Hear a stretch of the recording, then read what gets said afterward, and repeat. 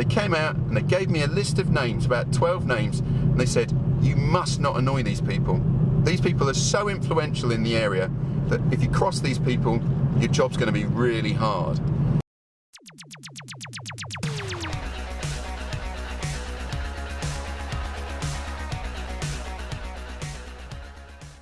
Today I'm on my way to see a manufacturer.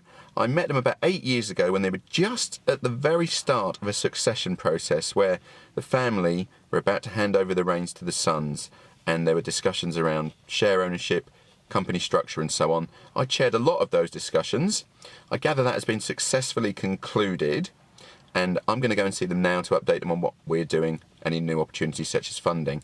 The most memorable thing about this business is I worked with them when they discovered, literally on a day, at an hour, at a minute, they discovered a single Google AdWord worth £1 million. It trebled the size of their business overnight and continues to generate £1 million plus sales because no one else has thought of it. And whenever I tell this story, the first question anyone ever asks me is, what's the word? And I won't tell you. And I'll never tell anyone. But I will discuss the process of how they found the word and how they turned it into a money-making opportunity. So I'm going to go to the session and I will update you. So, met the directors, the family, and said, how's it going? And they said, very well. Taking on a few more people, great profit margins, still making loads of money of this keyword, and resolved the family structure, the company structure, the succession. Still have the same problems everyone else says, of course, which were staff turnover, staff sickness, productivity, quality control, all the same things every manufacturer is always battling, because if you're a person down, it has a big impact. So I said to them, maybe all the symptoms that you're talking about are because you don't have enough people here. And they said, well, yeah, that's exactly what it is, which is I don't have a contingency person, someone who I am not necessarily, or the whole workforce, not necessarily expecting to be at 100% work rate because they cover. So you soon know if you haven't got enough people, because when people do go off sick, it impacts on your business and the directors end up packing, which, you may think that's crazy, but I meet lots of very smart people who sometimes, when their staff are off sick, come out of the office and do what's required, and that is, of course, the correct thing to do. It was an interesting piece of advice to say you haven't got enough people working here, because what you're actually saying is you need to spend more of your profit and make less money initially. Well, no one wants to do that. So you're never the cheery person in the room at that point. I don't think you've got enough people here. You need to spend £20,000-30,000 of your profit, which you spend on your own life, topping up your workforce so that you have less disruption, less time impact on the bigger picture. The stuff you do as a director that creates wealth, creates business, creates sales, and creates growth. And they're already in that space, to be honest. They're interviewing someone, but it's additionality. Take on more people. We then had a conversation about their business plan, which is integrally, we'll carry on, which is linked directly to moving. They have to move. And they have to move because they own all their land, and that is worth a good sum in property development. So they need to get off the land and monetize their asset. Now, they've been looking for somewhere to move to for 8 years without success. And I said to them, nothing really gives me the confidence that you'll find anywhere in the next 8 years, because I work on the theory that if you keep doing the same thing happens. So I don't really see that you're doing anything different, so I don't expect anything different to happen.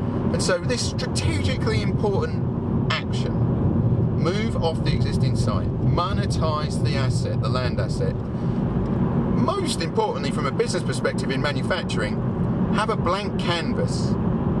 Their current site is multiple buildings, gaps between them, people doing different actions. The work is flowing through the production process in a staggered way. And don't get me wrong, this business is an excellent, profitable manufacturer doing innovative work.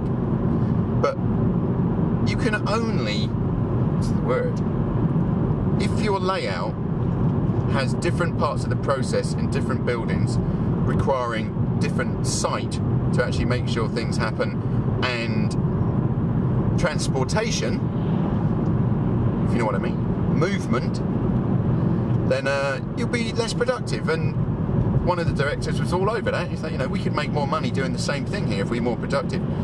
So I had staff turnover, productivity, quality control. All these symptoms are quite common in manufacturing, most of which, in my opinion, would at least alleviate in impact with a blank canvas new site.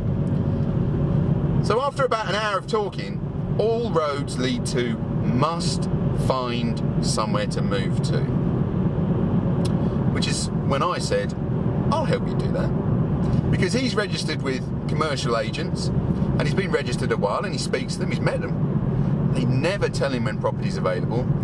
They never alert him that property may become available, and as a result, he doesn't find property. Because he's gone down the, what I will call, traditional, official formal route to secure a site. The reason they don't ring them, or ring him, in my view, is there's too many buyers. Everybody is looking for a premium quality site, especially in manufacturing, where they can start with a blank canvas and do a new layout and new structure. Well, if you've got too many buyers, I'm certainly not going to ring the people who I don't know. And I mean know. I don't mean have contact with. I mean have a relationship with. That doesn't mean I ring you and we meet once for lunch. It means I know you. I have a stake in what you are doing, whether it be emotional or real. I said, well, I came to talk to you about funding. This is all kind of linked because your whole business plan is completely founded on relocation. And that's a critical strategic element. I'll help you do that. I said, you go down the traditional route, you speak to commercial agents, you speak to, you know, estate agents, property people, you do that, and I'll work with you, and I'm going to go into the, I think I called it the hidden sky. I'm going to go into the contact world that we mix in, which is people who have the trust of businesses, including property businesses, and people who are, what's the word, strategic. There are a small number of people who have a lot of power in every area, and when I first took a job in this region, honestly, when I sat down, the first thing they did is they came out and they gave me a list of names, about 12 names, and they said, you must not annoy these people. These people are so influential in the area that if you cross these people, your job's going to be really hard. So, oh yeah, that's the same everywhere, isn't it? There are a small number of people with a lot of power and influence in business. And I said, I'll speak to them. So I work in business support. I said, I kind of know these people. I'm certainly one introduction away from most of them. I'll go and speak to them. And I'll find out when the property is going to become available. Not when it is available. I'll go and speak to them, and I'll find out before it happens whether there's rumour or discussion about a land site or a commercial property being put on the market. That's why they don't get the calls. The deals are done on the good property before they're advertised. So I'll do that. And once we find a property, then we'll go down the funding route, and we'll help fund machinery, outfitting the property, maybe even purchasing the property. And I'll work with you, and we'll put time on what is not a clear profit-making activity. You don't see profit on looking for property. It's a bigger picture action. And that's what I'll be proposing we do. And finally, I said to them, are you still, you know, the owner of that keyword universe? Do you still own that as a money-making stream? I said, we sure do. And this is what happened.